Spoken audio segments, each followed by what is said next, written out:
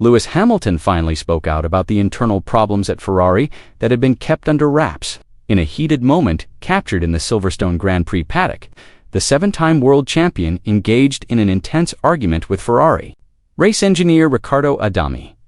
The incident sparked a media frenzy and exposed fundamental weaknesses in Ferrari's communication system and team strategy. Could this be a sign that Hamilton is losing faith in the Ferrari project? Let's discuss. Hamilton's dream of returning to glory on home turf has been postponed.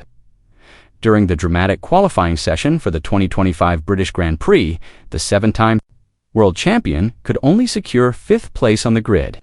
Despite topping Q2 and appearing competitive throughout the weekend, amid the cheers of the British public, who were hoping for a miracle from the legend, Hamilton lost important momentum in the final sector of the Q3 lap.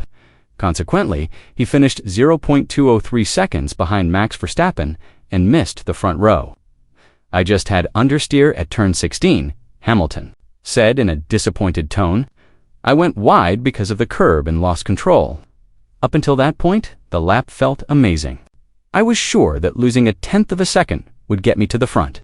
However, behind this minor mistake at the end of the qualifying session, Hamilton revealed something far more concerning, a fundamental weakness of his Ferrari SF25. According to Hamilton, the Ferrari suffers from chronic understeer when entering slow corners, a technical characteristic that is especially detrimental on a complex circuit like Silverstone. The car does have an understeer problem at low speeds. "It's an inherent design flaw," Hamilton said in a serious tone. "We have to push the car too hard to compensate for it. The problem is that when you exceed the performance limit, the car becomes more difficult to control. It's like walking on a tightrope." This condition affects not only speed, but also the driver's mental stability and strategy throughout. A full lap, when rivals can push and execute more consistently in slow corners, Ferrari actually loses crucial time, especially in technical sectors that require high precision. This is the second time this season that Hamilton has beaten his teammate, Charles Leclerc, in qualifying. Hamilton's success is not only about speed, his mentality and experience have also kept him ahead, even at 40 years old. However, Hamilton remains realistic. When asked if this design problem could be resolved before the end of the season, he slowly shook his head. "I don't know. Honestly, I'm not sure it can be resolved anytime soon. It's not a matter of settings, it's about the car's basic philosophy," he concluded bitterly. Meanwhile, the atmosphere in the Ferrari garage became increasingly heated shortly after the qualifying session ended. According to a trusted source from the paddock, Lewis Hamilton got into an open argument with his race engineer, Riccardo Adami. Just minutes after getting out of the car, the argument occurred in a closed briefing room but could be heard in the media area. Several crew members reportedly had to intervene to calm the situation. "Riccardo, this isn't just about one corner. It's about us not learning from the last 3 races." Hamilton reportedly said this in a high tone, showing how frustrated he was with Ferrari's technical approach this weekend.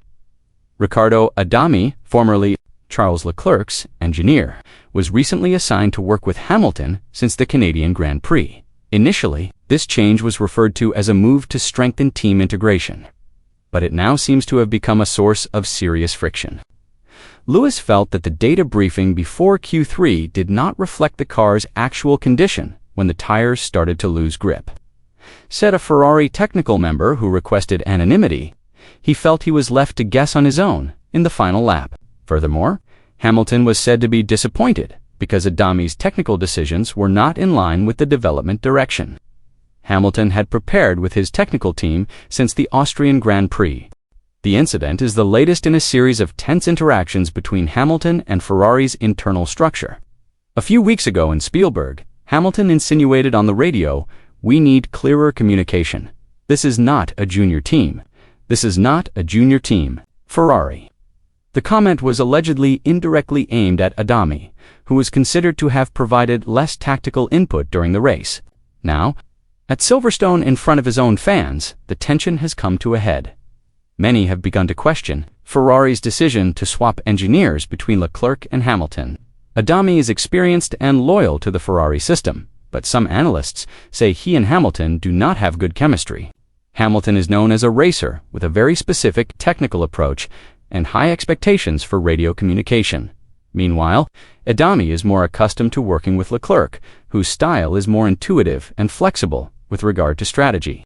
Riccardo is a great technician, but his communication style is very old Ferrari, slow, conservative, and overly diplomatic, said a senior Italian F1 analyst. Hamilton needs someone who is fast, direct, and dares to challenge opinions. Riccardo is not that person. Although Ferrari tried to downplay the issue with the media, calling it a normal internal discussion after qualifying, everyone in the paddock knew that Ferrari was on the verge of a communication crisis. This was dangerous, especially ahead of an important race on Hamilton's home turf. If this problem is not resolved soon, the conflict may escalate. Some Italian media outlets have speculated that Hamilton may request a replacement race engineer before the Hungarian Grand Prix. If he is disappointed with the team's performance and communication again, tensions within Ferrari are increasingly evident behind the results on the track. Hamilton received a number of technical updates earlier than Leclerc this season, such as a new aerodynamic floor in Austria, and has once again demonstrated his influence on the team's development. While Leclerc looked frustrated and finished 7th in qualifying, Hamilton continued to assert his role as the new architect in Mercedes. Some analysts have said that Ferrari is now revolving around Hamilton, not the other way around. In the British Grand Prix qualifying results, Lando Norris took pole position for McLaren, followed by George Russell in second place with Mercedes.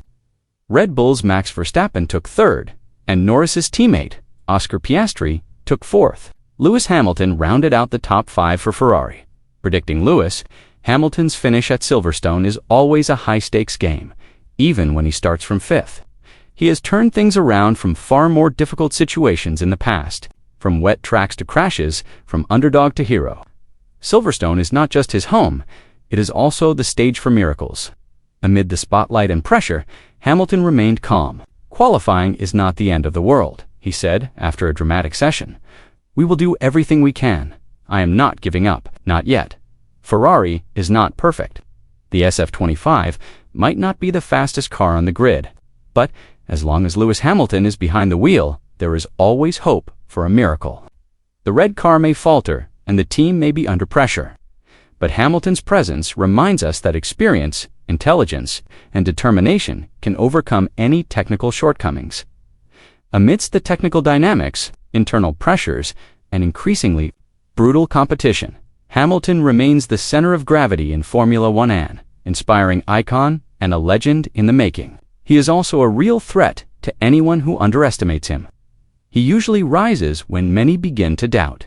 For Lewis, miracles are not coincidences, but the result of unwavering belief. At Silverstone, a home circuit that has witnessed so many of his miracles, where legends are born and history is rewritten, who would dare say the Hamilton era is over?